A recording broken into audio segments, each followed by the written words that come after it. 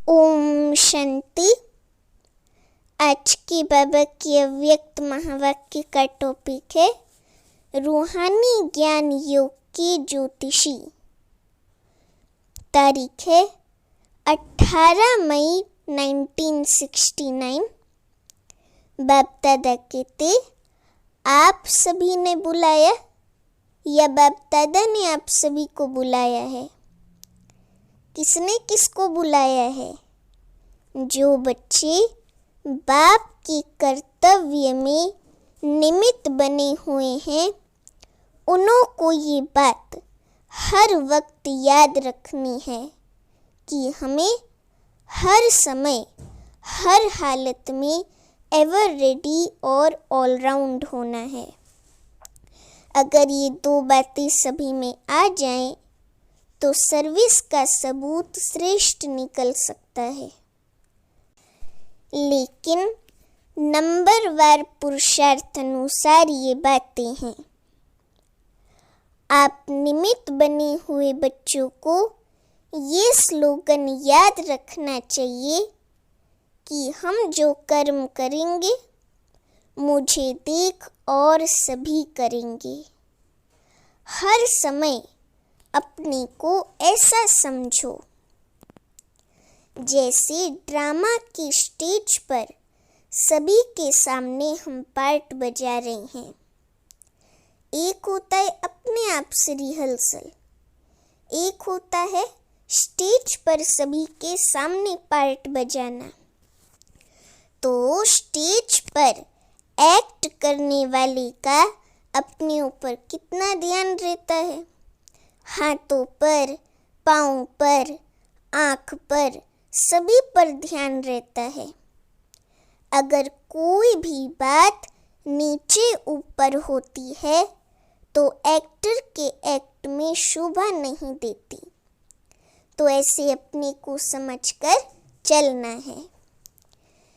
3 minute का record जब भरते हैं तो कितना ध्यान देते हैं? आप सभी भी अपने 21 जन्मों का रिकॉर्ड भर रहे हो तो भरते समय बहुत ध्यान रखना है। बाबा कहते कि रिकॉर्ड में जरा भी नीचे ऊपर हो जाता है तो वह रिकॉर्ड हमेशा के लिए रद्दी हो जाता है। तुम्हारा भी 21 जन्मों के लिए सत्युगी राजधानी का जो रिकॉर्ड भरता है तो वे रद्द ना हो जाए। बाबा कहते रद्द हुआ तो फिर दूर हो जाते हैं। तो ये सोचना चाहिए हमारी हर कर्म के ऊपर सभी की आंखें। हम विश्व की स्टेज पे हैं, पूरा विश्व हमको देख रहा है। इस स्मृति में हमको रहना चाहिए। बाबा कहते कोई देखने वाला नहीं होता है तो अलबेलापन रहता है। तो हमेशा समझना चाहिए हम भले अकेलेपन में कुछ करते तो भी सृष्टि के सामने हैं। सारी सृष्टि की आत्माएं चारों ओर से हमें देख रही हैं।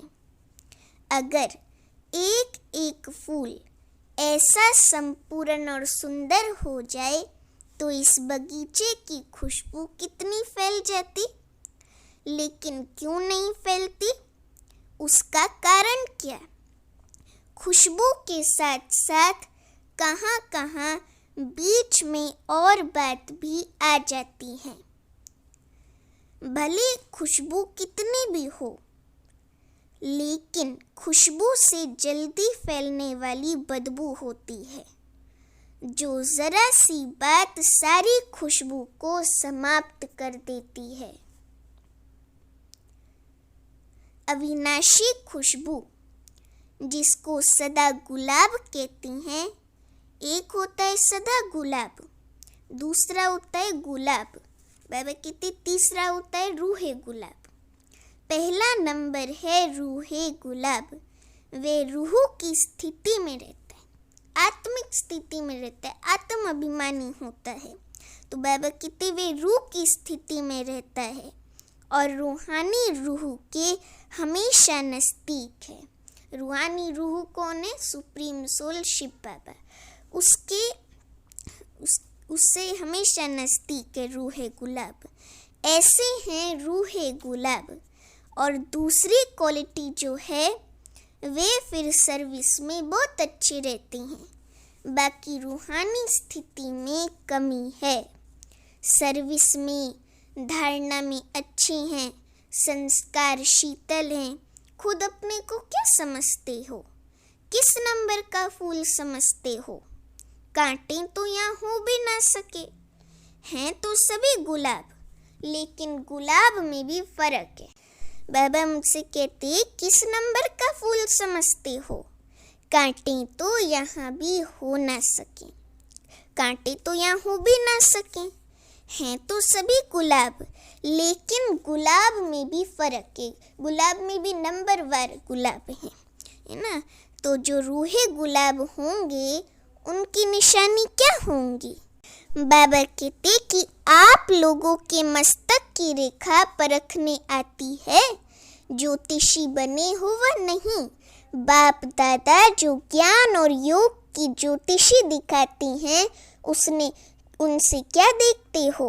हर एक के मुखड़े से, नैनों से, मस्तक से मालूम पड़ता है। आप ज्योतिषी बनकर हर एक को परख सकते हो। नैनों में और मस्तक में वे रेखाएं जरूर रहती हैं। किसको परखना, ये भी ज्योतिष विद्या है। तो ये जो विद्या है परखने की, ये कईयों में कम है। ज्ञान और योग सीखते हैं, लेकिन ये परखने की ज्योतिष विद्या भी जाननी है। बाबा कहते तो ये जो विद्या है परखने की, ये कईयों में कम है। ज्ञान और योग सीखते हैं, लेकिन ये परखने की ज्योतिष विद्या भी जाननी है। कोई भी व्यक्ति सामने आए तो आप लोगों को तो 1 सेकंड में उनके तीनों कालों को परख लेना चाहिए। एक तो पास्ट में उनकी लाइफ क्या थी और वर्तमान समय उनकी वृत्ति, दृष्टि और भविष्य में कहाँ तक ये अपनी प्रारब्ध बना सकते हैं, ये जानने की प्रैक्टिस चाहिए। ये परखने की जो नॉलेज है वे बहुत कम है। ये कमी अभी बाबा कहते भरनी चाहिए। वर्तमान समय जो आने वाला है उसमें अगर ये गुण नहीं होगा, कमी होंगी, तो धोखे में आ जाएंगे। कई ऐसी आत्माएं आपके सामने आएंगी जो अंदर एक और बाहर से दूसरी होंगी। परीक्षा के लिए आएंगी, क्योंकि कई समझते हैं कि ये सिर्फ रटे हुए हैं। तो कोई रंग रूप से, आर्टिफिशियल रूप में भी परखने के लिए आएंगे। बाबा कितने भिन्न भिन्न रूप से। इसलिए ये ध्यान रखना है कि ये किस लिए आया है, उनकी वृत्ति क्या है, और अशुद्ध आत्माओं की भी बड़ी संभाल करनी है। ऐसे ऐसे केस भी बहुत होंगे। दिन प्रतिदिन पाप आत्माएं तो बहुत होते हैं। आपदाएं, अकाली मृत्यु, पाप कर्म बढ़ते जाती हैं। तो उन्हों की वासनाएं बाबा कहते जो रह जाती हैं, वे फिर अशुद्ध आत्माओं के रूप में भटकती हैं। इसलिए ये भी बहुत बड़ी संभाल रखनी है। कोई भी बाबा कहते कि कोई में अशुद्ध आत्मा की प्रवेशता होती है तो उनको भगाने के लिए तो धूप जलाते हैं और आग में चीज़ को तपा कर लगाते हैं और लाल मिर्ची भी खिलाते हैं। तो आप सभी को फिर योग की अग्नि से काम लेना है। हर कर्मेंद्रियों को योग अग्नि में तपाना है, तो फिर कोई वार नहीं कर सकेंगे।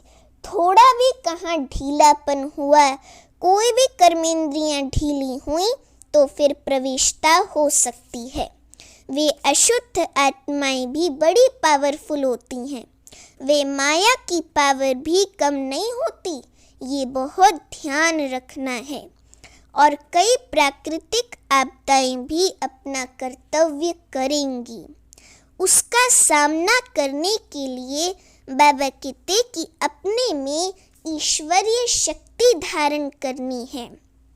उस समय स्नेह नहीं रखना है, उस समय शक्तिशाली शक्ति रूप की आवश्यकता है। किस समय स्नेह मूर्त, किस समय शक्ति रूप बनना है, ये भी सोचना है। इन सभी बातों में शक्ति रूप की आवश्यकता है। अगर कोई ऐसा आया और उनको ज़्यादा स्नेह दिखाया तो कहाँ नुकसान भी हो सकता है। स्नेह बाप दादा और दैवी परिवार से करना है ना।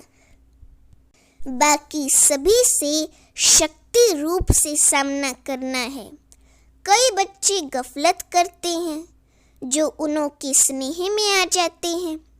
वह स्नेह वृद्धि होकर कमजोर कर देता है। इसलिए अब शक्ति रूप की आवश्यकता है। अंतिम नारा भी भारत माता शक्ति अवतार का गायन है।